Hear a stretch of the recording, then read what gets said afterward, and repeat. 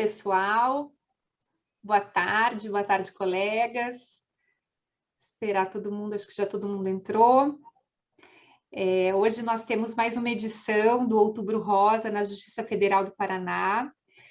Vamos ter a palestra Mitos e Verdades sobre a prevenção do câncer de mama. Eu quero primeiro agradecer aqui a doutora Danila Pinheiro, por ela estar aqui com a gente para falar sobre algo tão importante. A doutora Danila, ela é graduada em Medicina pela PUC Paraná, é especialista em ginecologia e obstetrícia pela Irmandade da Santa Casa de Misericórdia de Curitiba, especialista em mastologia pelo Hospital Erasto Gettner de Curitiba e também pela Sociedade Brasileira de Mastologia, é médica titular do Serviço de Ginecologia e Mama do Hospital Erasto Gettner, médica titular do Serviço de Ginecologia e Mastologia da Irmandade Santa Casa de Misericórdia de Curitiba, e também coordenadora e preceptora do Programa de Residência Médica e Mastologia do Hospital Erasto Gettner. Agradeço, doutora, e agora passo a palavra, então, à doutora Danila, para a gente poder começar a palestra. Muito obrigada, eu que agradeço o convite, mais uma vez, de estar aqui nesse mês de outubro, trazendo um pouco de conhecimento.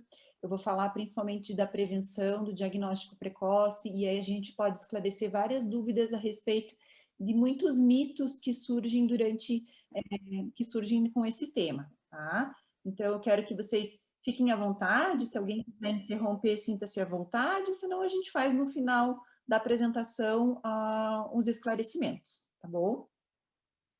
Então, vamos falar lá de câncer de mama, tá? No mês de outubro rosa. Deixa eu passar aqui do lado. Mas primeiro eu quero esclarecer o que é o outubro rosa, Chega no mês de outubro, a gente começa a ouvir em todos os canais de comunicação, outubro rosa, câncer de mama, diagnóstico precoce. O que é o Outubro Rosa, então? O Outubro Rosa é uma campanha de conscientização, é uma campanha mundial. Ela começou na década de 90, em Nova York, com o Instituto Susan Komen, e ele visa chamar atenção para a importância do diagnóstico precoce do câncer de mama. Consta do laço cor-de-rosa, que é o símbolo, mas da iluminação de locais públicos, de palestras, de desfiles, de corridas, de vestir rosa, Então, a gente usa o rosa como uma apologia ao feminino, e a lembrança do câncer de mama. Então, por que falar de câncer de mama, Porque o câncer de mama é uma das maiores causas de morte das mulheres por câncer no mundo e no Brasil. Apesar de ser uma doença com altas chances de cura, quando a gente faz o diagnóstico precoce, quando descobre a doença numa fase inicial. É o câncer mais comum entre todas as mulheres, depois do câncer de pele, e corresponde a quase 30% dos casos de câncer diagnosticados a cada ano. Então, é bastante, 1/3 quase, Mais de 1/4 dos cânceres de mama, dos cânceres diagnosticados. Ele é raro, mas ele pode sim acontecer antes dos 35 anos de idade, mas a incidência ela cresce progressivamente no período pós-menopausa. E a gente sabe que hoje, 1 em cada 8 mulheres, então pense em quantas mulheres vocês conhecem, Quantas vocês nem imaginam que podem estar tratando de um câncer de mama, mas a gente sabe que 1 em cada 8 mulheres vai ter câncer de mama. No Brasil, a estimativa é que no ano de 2020, 2021, fossem diagnosticados 66 mil casos novos, E no Paraná, mais de 3.000, em torno de 3.500 casos novos. Eu tenho estatística do ano de 2019, onde só em Curitiba foi diagnosticado mais de 800 casos novos de câncer de mama. E a gente sabe que descobrir um câncer de mama hoje não é como descobrir um câncer de mama há 20, 30 anos atrás. Hoje, cada vez mais pacientes alcançam a cura, principalmente graças a essas campanhas de conscientização, onde a gente consegue fazer um diagnóstico mais precoce, mas também ao avanço em que a gente tem nos tratamentos, Muitas vezes hoje a gente já não indica mais quimioterapia para todo mundo, ou quem precisa os esquemas de quimioterapia estão mais avançados, e mesmo os esquemas da própria cirurgia, hoje eles são menos mutilantes em relação ao tratamento no passado.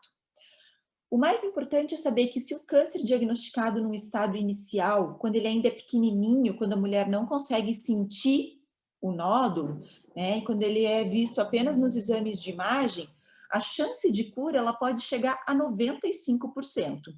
E é nessa fase que a gente tenta fazer o diagnóstico, né? Mas o que é o câncer? Então, a gente está falando aqui de câncer de mama, diagnóstico precoce, mas o que é o câncer de mama?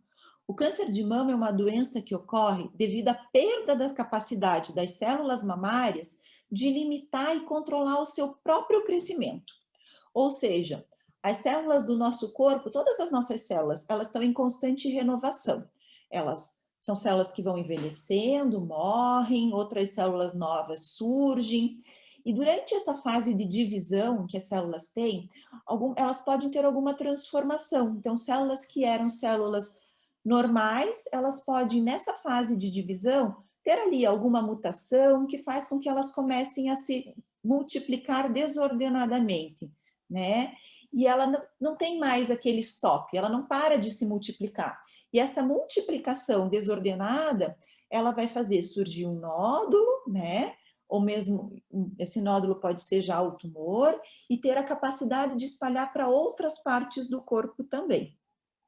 Então, aqui eu gosto muito dessa imagem, eu uso até para explicar para as minhas pacientes no consultório. A gente vê uma mama vista de perfil, né? E essa mama vista de perfil, eu faço um corte e eu tenho aqui a unidade que eu chamo de ducto lobular, que é a unidade onde há a produção do leite, né, nos lóbulos, e os ductos, que são os canaizinhos aonde o leite vai ser transportado até ele desembocar no mamilo. E é nessa unidade ducto lobular onde há o desenvolvimento do câncer. Então, o normal é que esses ductos, eles tenham uma única camada de células, né?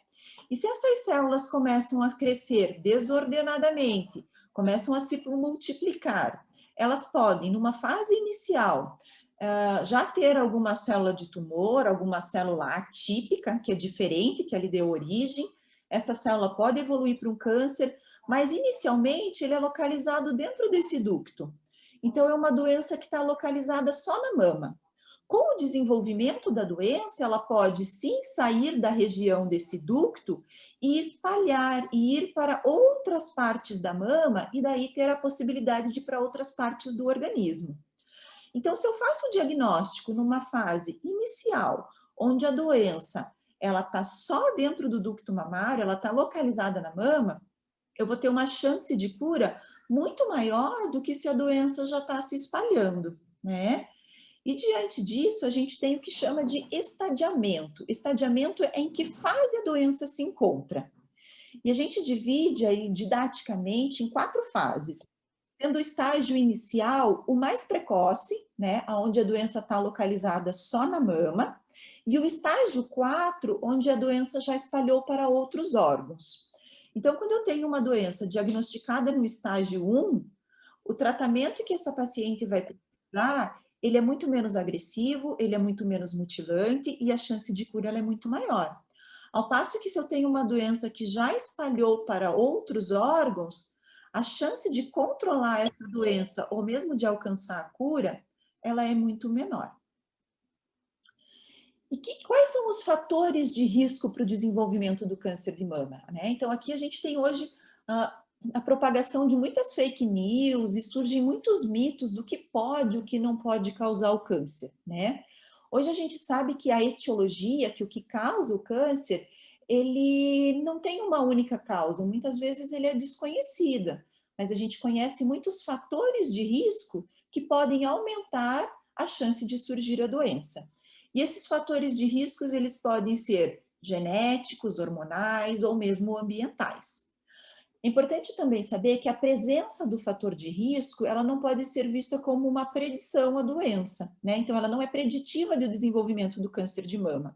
Não significa que o fato de eu ter fator de risco, eu vou desenvolver a doença. E o contrário também é verdadeiro.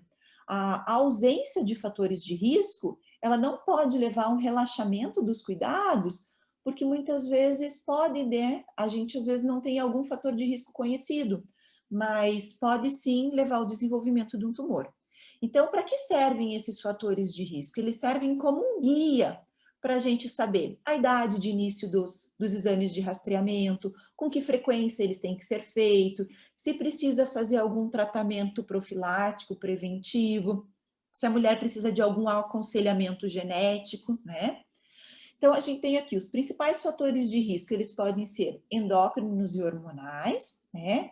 Imunológicos, a gente sabe bastante da imunidade, estilo de vida, o próprio envelhecimento, a história familiar, a história reprodutiva, se há consumo de álcool ou não, exposição à radiação, se a mulher pratica alguma atividade física. Mas o principal fator de risco para desenvolver câncer de mama é ser mulher. A gente sabe que 99% dos cânceres se desenvolvem nas mulheres. O câncer no homem, ele também ocorre, né? Mas é apenas 1% de todas as doenças, de todos os cânceres diagnosticados. E a gente vai sempre pensar se tem ou não alguma alteração, alguma mutação genética que leve ao favorecimento, né, do câncer de mama no homem. Outro fator de risco que pode ter são os fatores hormonais, né? Então, a idade, como eu falei, principalmente na pós-menopausa, mas aquelas pessoas que têm a menstruação numa fase muito cedo, a primeira menstruação, principalmente abaixo dos 12 anos de idade, ou então a menopausa vem mais tardiamente, principalmente após os 55 anos de idade.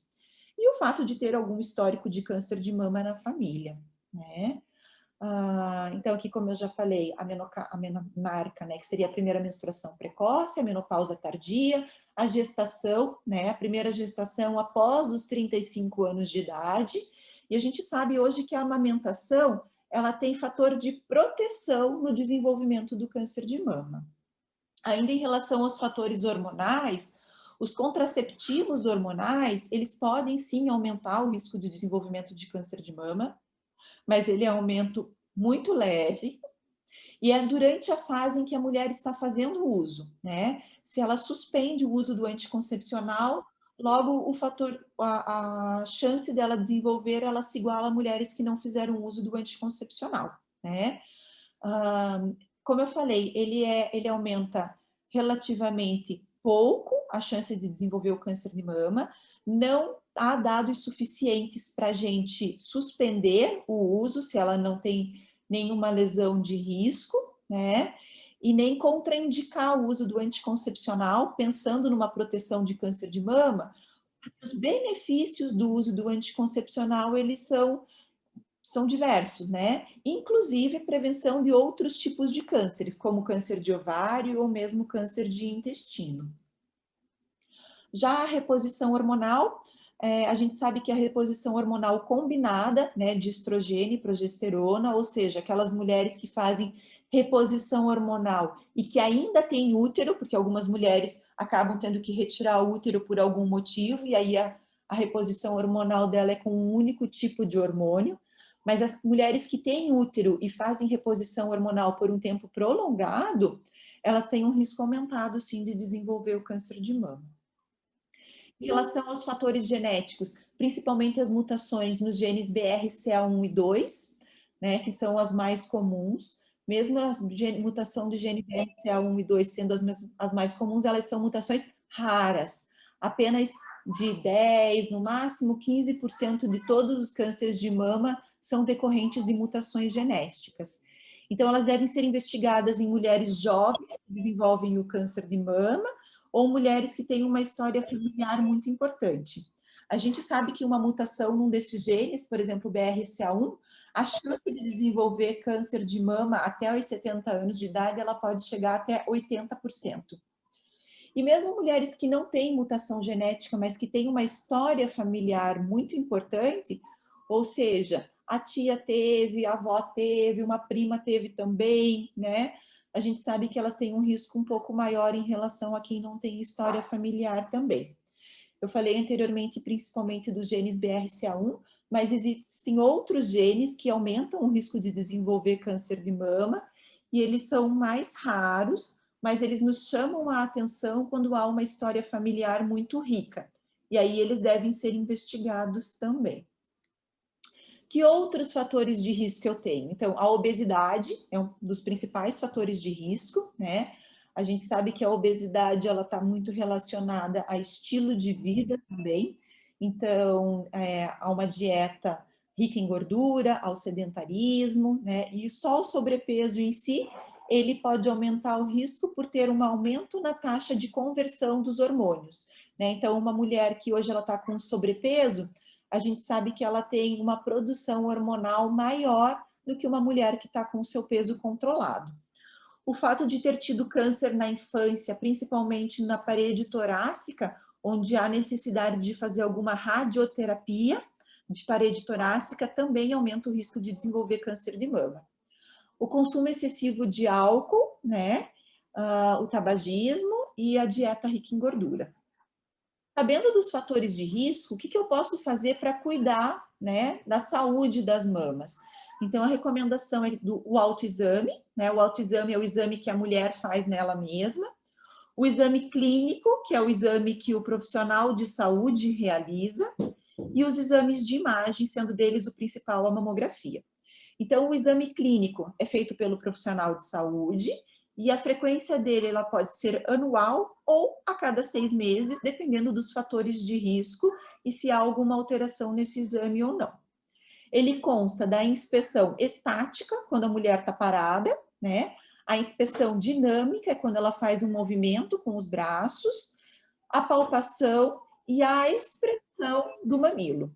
Então, na inspeção estática ou dinâmica, eu vou procurar se tem algum abaulamento, alguma retração, alguma diferença de coloração, alguma área de descamação nessas mamas, né?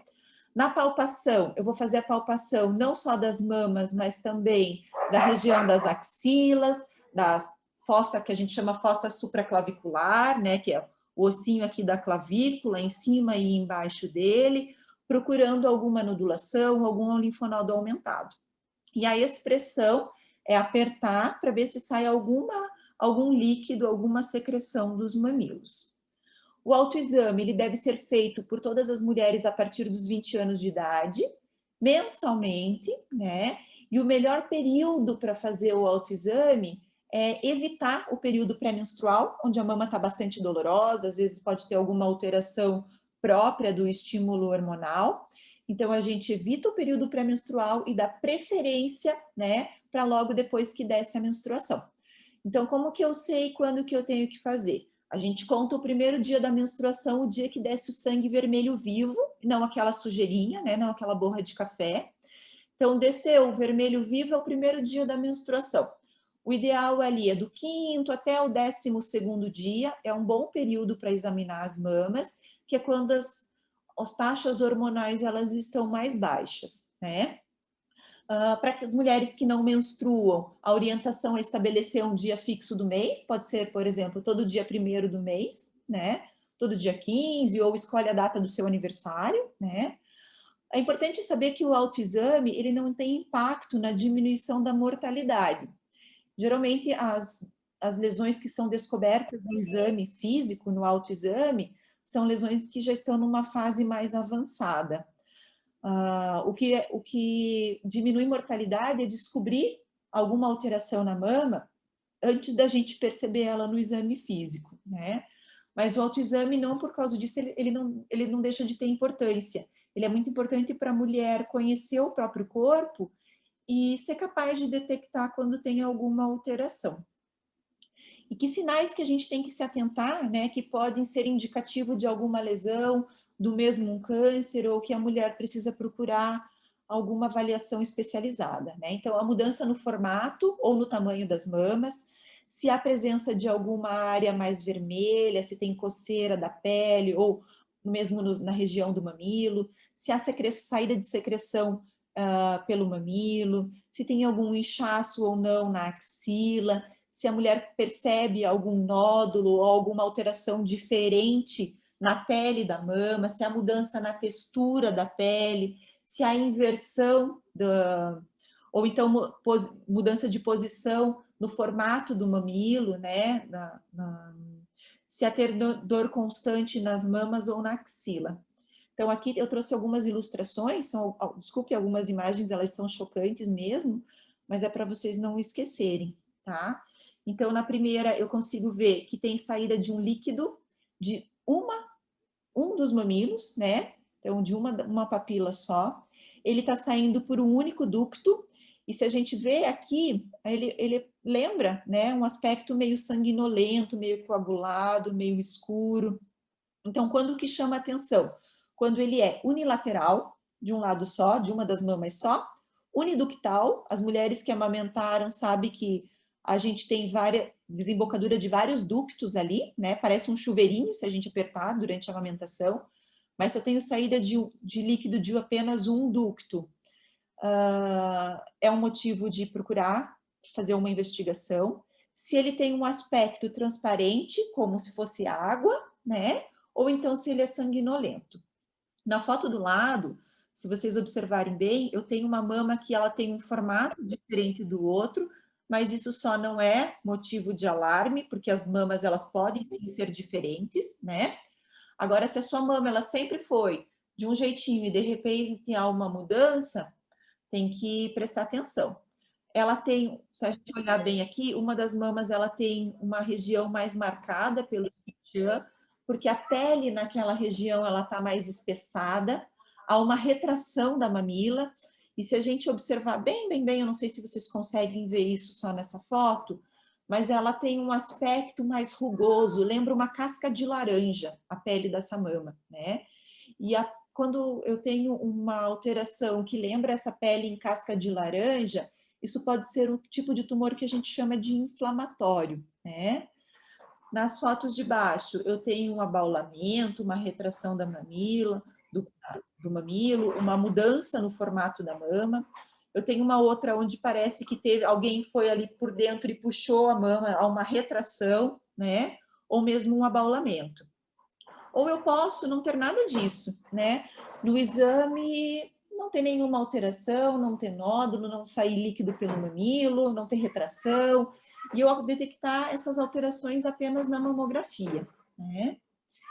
E quando eu faço a detecção dessas alterações na mamografia, o que a gente chama de rastreamento, quando a mulher vai fazer o exame sem sentir absolutamente nada. E são esses exames de rastreamento feito em intervalos regulares, em mulheres que não têm sintoma nenhum, que são capazes de detectar o câncer numa fase inicial. E é nessa fase em que a gente consegue reduzir a mortalidade pela doença. Lembrando que a mamografia ela é o melhor método para diagnóstico precoce. Eu posso, dependendo da idade da mulher, do tipo da mama, precisar associar outros métodos além da mamografia, tá? Mas nenhum método substitui a mamografia. Então, aqui, lembrando a importância da mamografia que eu falei para vocês, a mulher tem já o que a gente chama de dia rosa, né? Que é o dia que ela tem que fazer a sua mamografia, tá? Para não lembrar. Esse dia rosa, essa mamografia feita em mulheres que são assintomáticas, ele visa detectar o câncer num estágio subclínico, quando eu ainda não estou sentindo nada, onde vai ter um tratamento mais adequado, né? Menos agressivo, menos mutilante e uma melhor qualidade de vida para as mulheres que são diagnosticadas nessa fase. E quem que deve fazer a mamografia? A recomendação é que ela seja feita anualmente a partir dos 40 anos de idade, ou em alguns casos, né, precisa ser individualizado. Por exemplo, quem tem câncer de mama na família, talvez precise começar a fazer esses exames mais precocemente, tá?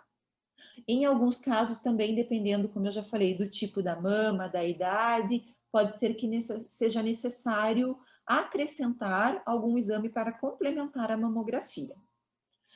Né? O principal exame que a gente usa para complementar a mamografia é a ecografia da mama. É importante saber que a ecografia não substitui, ela complementa, tá? Ela é importante para avaliar a presença de nódulos também e as características desses nódulos. Muitas vezes a mamografia vai nos dizer que é um nódulo e na ecografia a gente vai esclarecer se é nódulo, se é cisto, que tipo de nódulo que é, quais são essas características.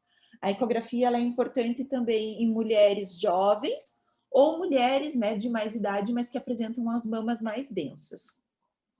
Então, falando de prevenção agora, é importante, para falar da prevenção, lembrar dos fatores de risco, né? Que para prevenir, eu tenho que conhecer os fatores de risco e tentar combater eles. Então, lembra que eu falei dos fatores ambientais, alguns são modificáveis, como estilo de vida, outros genéticos a gente não consegue modificar.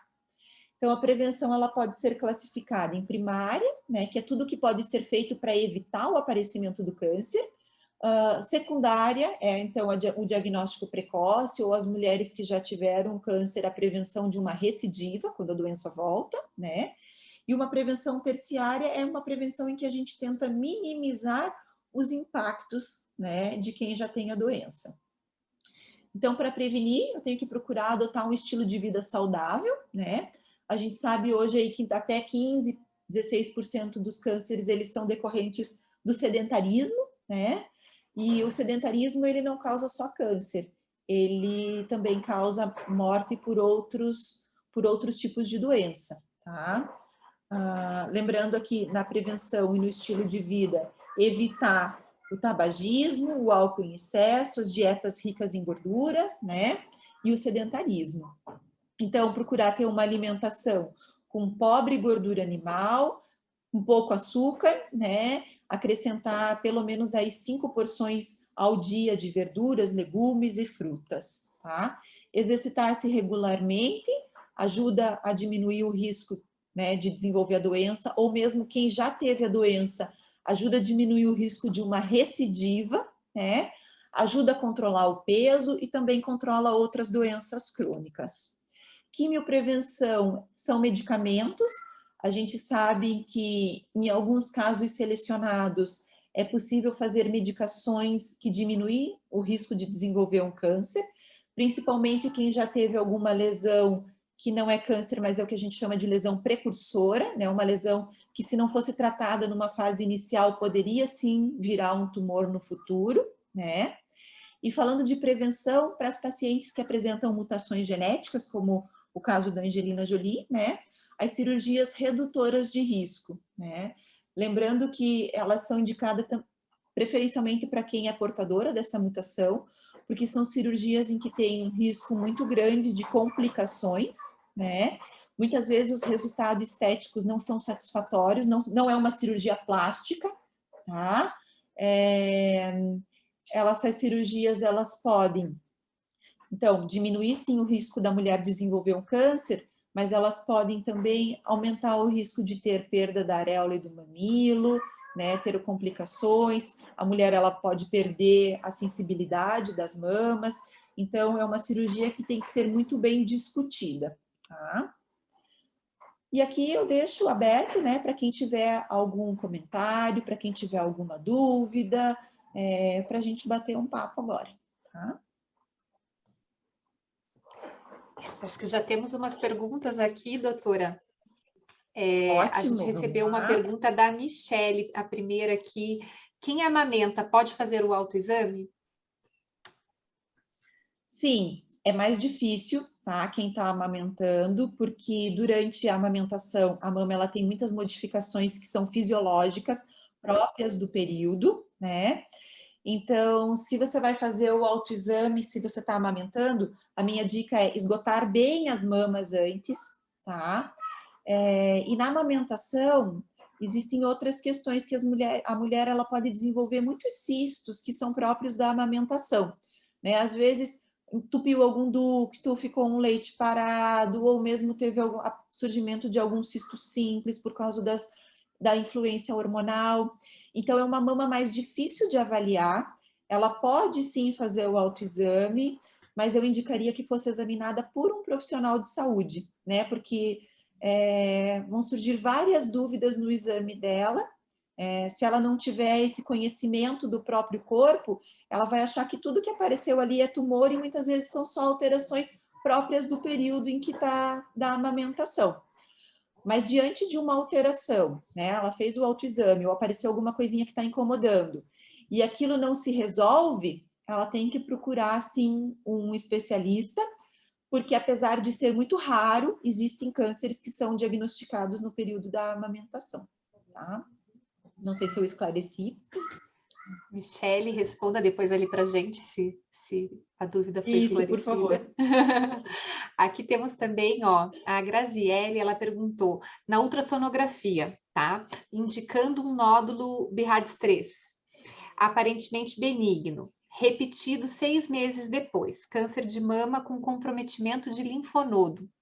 Frisa-se tanto o diagnóstico precoce para maior taxa de controle e cura, por que então o protocolo médico é aguardar ao invés de biopsar? Certo, é a pergunta da Graziele. Então, assim, Graziele, o BIRADS, ele é uma recomendação, ele sugere uma recomendação, tá? É importante que os exames sejam feitos em locais onde o médico, ele é treinado para fazer, tá? A gente tem um problema muito grande de muita gente fazendo exame sem ter capacitação. Então, eu não sei se é o caso ou não, eu não sei se esse BIRADS 3, ele realmente era um BIRADS 3, tá? Pode sim o BIRADS 3 no futuro, ele acabar se mostrando como um tumor, mas isso é muito raro, isso é menos de 2%, tá? Então, primeiro, saber que esse BIRADS 3, ele realmente era um BIRADS 3. A imensa maioria dos nódulos que aparecem nas mulheres não são cânceres, são nódulos benignos. Então, quando eu tenho avaliação feita por um profissional capacitado de que aquele nódulo realmente ele tem todas as características benignas, porque quando eu digo que é um BIRADS 3, eu avaliei todas as características do nódulo e todas eram benignas, tá? Para eu não indicar a biópsia. Ainda assim, em alguns casos, se o médico suspeitar que o BIRADS 3 ele não corresponde, então é importante levar os exames de imagem para o seu mastologista, oncologista, porque às vezes a gente discorda do laudo de quem fez o exame, né? Ainda assim, se ela tem história de câncer na família, se ela vai fazer algum procedimento nas mamas, se vai fazer algum tratamento, se não vai poder acompanhar, ou então se o médico ou se o paciente fica encucado, mesmo sendo um BIRADS 3, a gente pode pedir a biópsia também, tá? O BIRADS 3, ele não significa só aguardar. A gente pode tomar condutas diferentes. Ó, deixa eu ver o que a Graziele colocou.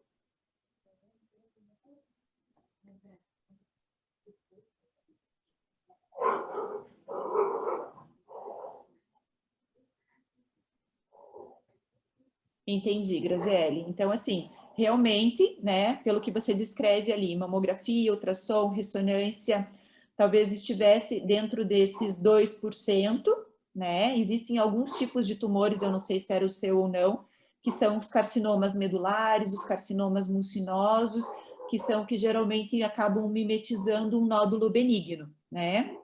E No assim, caso um da nódulo Camila. de BIRADS 3 um nódulo de BIRADS 3, em que há uma mudança na característica, né, ou crescimento, ou mudança na característica desse nódulo, ele deixa de ser BIRADS 3, tá? Ele passa a ser BIRADS 4, e aí já tem indicação. Então, o BIRADS 3, ele é um nódulo que ele se mantém estável, tá? Não sei se eu esclareci, não é para todo mundo, e não significa que é BIRADS 3 que a gente tenha só que acompanhar. A gente pode muitas vezes discordar desse resultado e vai acabar partindo para biópsia. Uma opinião pessoal minha, como mastologista, e eu levo isso para todas as minhas pacientes, que eu não me arrependo de pecar por excesso. Eu prefiro sempre pecar por excesso, fazer um exame a mais, fazer uma biópsia a mais. É desagradável fazer biópsia? É, eu já tive que fazer, não é gostoso, mas eu nunca me arrependi de fazer a biópsia e falar, olha, graças a Deus veio benigno, não era nada, do que a gente ficar olhando para alguma alteração em que pode ser um tumor, tá?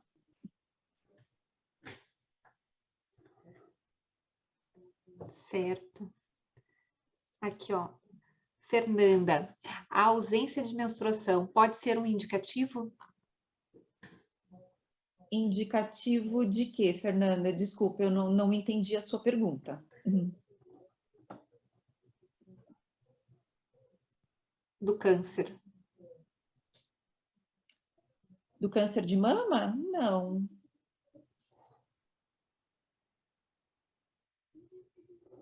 De câncer de mama, aparentemente não.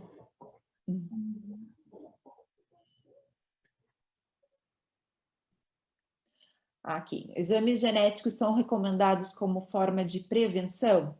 Em alguns casos, sim, tá, Camila? Assim, as pessoas que têm história familiar muito importante, em parentes de primeiro e segundo grau, né? Ou então um câncer diagnosticado numa idade muito jovem, tá? Pacientes que têm mais de 3 pessoas na família, independente de ser primeiro grau, mas mais de 3 pessoas acometidas, têm indicação de fazer teste genético, né? Então, a gente tem que ver o tipo do tumor, alguém ali falou de um câncer triplo negativo, né? Um câncer triplo negativo em uma pessoa jovem, a gente tem que pensar se não há uma mutação de BRCA1, que é o mais comum do câncer do BRCA1 é ser um triplo negativo, né? Se for jovem, tem indicação de fazer o teste genético. Se teve mais alguém na família com alguma história de câncer de ovário ou algum outro tipo de câncer, também, tá? Então, o ideal seria, nessas pessoas em que a gente suspeita que pode haver uma síndrome genética que seja a causa do câncer, ter avaliação com um oncogeneticista também. Então, olha só, aqui ela colocou triplo negativo, tem sim indicação de fazer, ela estava na pré-menopausa, né? O teste foi genético, eu não sei que tipo de teste que você foi feito, mas pelo que você está me falando ali, talvez um painel, onde foram detectados vários genes. Ainda assim, eu acho importante você ter um acompanhamento com um oncogeneticista, por quê? Porque a gente não tem conhecimento de todos os genes ainda que causam câncer, né? Pode ser que mais para frente a gente acabe descobrindo que tem algum gene que causa. Então, por isso que é importante você acompanhar, porque o conhecimento, ele vai sendo adquirido, né? Ele vai sendo somado. Então, hoje a gente não sabe, mas pode ser que daqui 1 ano, 2, a gente acabe descobrindo que algum dos genes que você analisou lá, ou que você não analisou, a gente descubra esse gene, ele pode ser a causa de um câncer. A gente ainda não sabe, né? Então, não tem essa resposta, tá?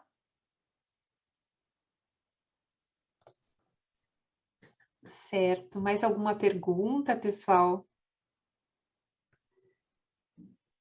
Eu tinha um professor na faculdade que ele falava que a medicina, como é que era? Era a ciência das incertezas, né? Porque a gente nunca sabe.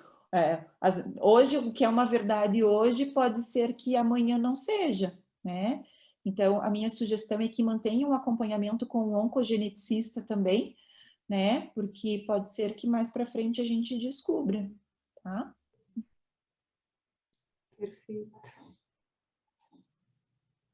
Quanto à alimentação, a influência, né, da alimentação.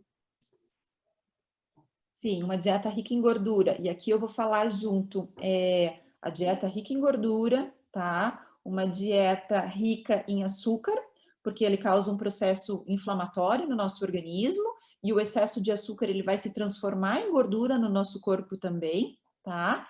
E junto eu vou acrescentar a atividade física, porque a gente sabe que a alimentação e a atividade física, elas podem reduzir aí em torno de... Antes eu falei só da atividade física, mas se a gente somar a alimentação, podem diminuir 20, 25% a chance da mulher desenvolver um tumor, né? Isso é bastante, né? 1/4 dos cânceres poderiam ser evitados com uma mudança de estilo de vida, né? Com uma atividade física frequente, não é de vez em quando, né? Ela tem que ter uma constância. E não só no aparecimento do câncer, mas as mulheres que já tiveram câncer também, a gente sabe que tanto a atividade física quanto a alimentação diminuem essa recidiva, tá?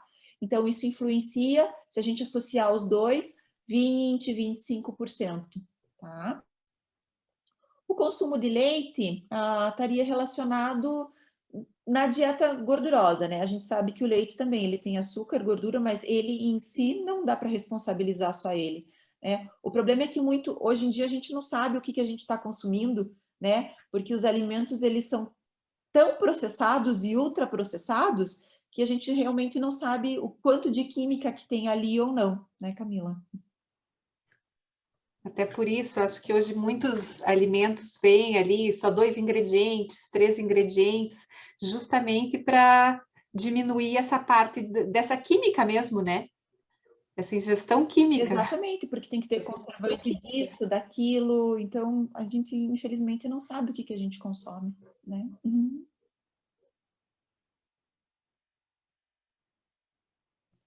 Então ali, reposição hormonal para quem tem caso de câncer de mama na família, né? É seguro?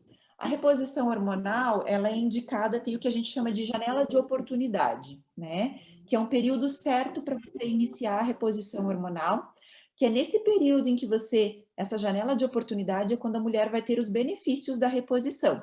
Depois que passou desse período, ela pode até começar a reposição hormonal, mas ela não vai ter os mesmos benefícios e vai ter, sim, os malefícios da reposição hormonal. Então, ela pode, sim, ser segura se eu não suspeito de um câncer familiar, né? Então, dependendo da idade, por exemplo, a minha avó teve câncer de mama com 80 anos, era o único caso, ele era hormonal, não é um câncer que a gente suspeita porque seja familiar, tá? Sempre antes de começar a reposição hormonal, ter uma avaliação mamária, seja ela com a mamografia com ultrassom, às vezes se eu estou na dúvida entre uma coisa e outra, a gente parte para a ressonância, para ter certeza que não tem nenhuma lesão ali que pode ser precursora e que seria alimentada por esses hormônios, tá? E tentar fazer a reposição hormonal pelo menor tempo possível, para controlar os sintomas, para melhorar a qualidade de vida. Então, assim, ela não é totalmente contraindicada, ela pode sim ser segura, se ela for feita, né, depois de uma avaliação mamária e bem criteriosa, tá? Aqui, ali, alguém começou que os hormônios presentes no leite, né, além de conservantes. Então, assim, como eu te falei, a gente acaba não sabendo o que a gente acaba consumindo, né? Então, Camila, eu não consigo te dizer a respeito dessa associação de leite, né, e câncer de mama, tá? A fertilização, então, a fertilização, sim, hoje a gente tem protocolos muito seguros de tratamento, até para mulheres que estão com o câncer de mama, né? É um dilema que a gente tem enfrentado hoje na prática clínica e está cada vez mais comum, porque a gente está fazendo diagnóstico de câncer de mama em mulheres cada vez mais jovens, e as mulheres estão postergando a sua gestação também, né? Então, muitas vezes isso acaba se sobrepondo. A mulher ainda não teve filhos ou quer ter filhos e de repente ela tem o dilema de descobrir um câncer, né? Então, a gente sabe que hoje existem protocolos de fertilização in vitro muito seguros, inclusive para as mulheres que estão tratando o câncer de mama, tá? Os trabalhos, eles ainda têm trabalhos em que diz que pode ter um leve aumento, mas trabalhos que vieram depois não fizeram essa associação da fertilização in vitro com o aumento do risco de câncer, tá? Quando é a janela de oportunidade, logo que a mulher da reposição hormonal, os primeiros 5 anos quando ela entra na menopausa, tá? A gente sabe que se começar a terapia hormonal nessa faixa etária, o benefício ele é muito maior. Por exemplo, aquela mulher que já está ali, entrou na menopausa, a média da mulher no Brasil é em torno de 50 anos, que já está com seus 60 anos e agora quer fazer hormônio, né? Talvez essa mulher não tenha benefício de começar a reposição hormonal agora. Mas aquela mulher que está ali na transição, né? Está parando, está numa irregularidade ou acabou de entrar na menopausa, é o melhor período, é essa janela de oportunidade que a gente fala, nesses primeiros 5 anos. Começar nesses primeiros 5 anos, tá?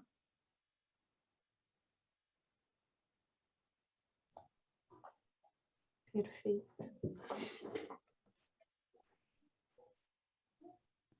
Mais alguma coisa, pessoal? Alguma reposição hormonal natural? Assim, elas podem ser, tem vários fitoterápicos, né, que teriam com a intenção de minimizar principalmente os sintomas dos calorões, tá? Não tem nada de reposição hormonal natural que seja relacionado ao aumento do câncer de mama.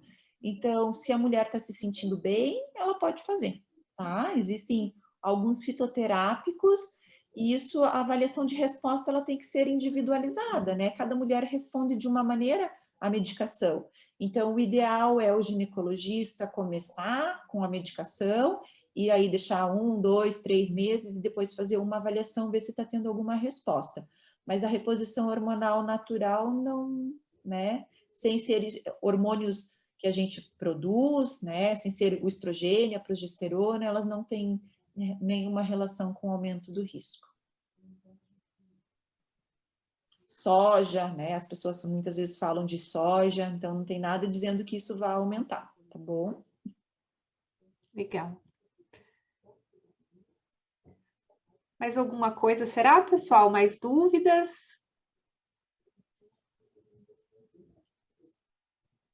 Doutora, acho que é isso. Não sei se você queria comentar Espero ter também mais colaborado. Com certeza, excelente. Me Ok, que bom, esclareceu Camila. várias coisas. A gente todo ano faz, né, um evento no Outubro Rosa, tem uma palestra, mas é incrível como cada profissional soma com alguma informação nova, né? É muito bom mesmo. Exatamente. Uhum. Doutora, então eu te agradeço Legal. novamente, em nome da Justiça Federal, por ter disponibilizado seu tempo aqui com a gente. Realmente é muito importante, né? A prevenção é mais importante prevenir, né? Do que deixar. Então, ter a informação é a melhor coisa. Obrigada, doutora. Eu que agradeço. Eu queria só deixar um recado, tá, para as mulheres aqui. Primeiro, meu agradecimento pelo convite. Acho que foi muito bom. Gostei das perguntas. Eu acho que assim a gente vai esclarecendo mesmo. Mas o que eu queria deixar de recado é que na pandemia a gente teve uma diminuição muito grande na realização de mamografias, tá? E então, assim, quem não fez seus exames, vão fazer, se programem, tá? Conversem com suas mães, avós, tias, para irem fazer os exames, porque o fato da gente ter tido essa diminuição não significa que o câncer não está ocorrendo, a gente não está fazendo diagnóstico, né? Então, aquela doença que pode ser detectada numa fase precoce, talvez a gente vá fazer o diagnóstico mais para frente, né? Então, só o meu alerta é isso, conversem com seus familiares, com seus conhecidos, para quem não fez, atualize os exames, tá? Porque tem um monte de mulher que a gente sabe que hoje pode estar com câncer e está aí muito tranquila, achando que não tem nada, tá? Porque não foi fazer o exame mesmo. Perfeito, é isso mesmo. Inclusive, a gente faz exames periódicos aqui, né, na Justiça, e também ficamos um ano e pouco com o programa interrompido e na metade do ano retornamos com o programa. Então, também quem não tiver sido notificado e quiser realizar, é só entrar em contato com a gente aqui na seção de saúde para realizar, né? Para a gente não deixar esse tempo passar. Muito tempo. Exatamente. É isso. Muito obrigada. Obrigada, doutora. Acho que é isso, pessoal. Tchau, tchau. Tchau, tchau. Obrigada, doutora.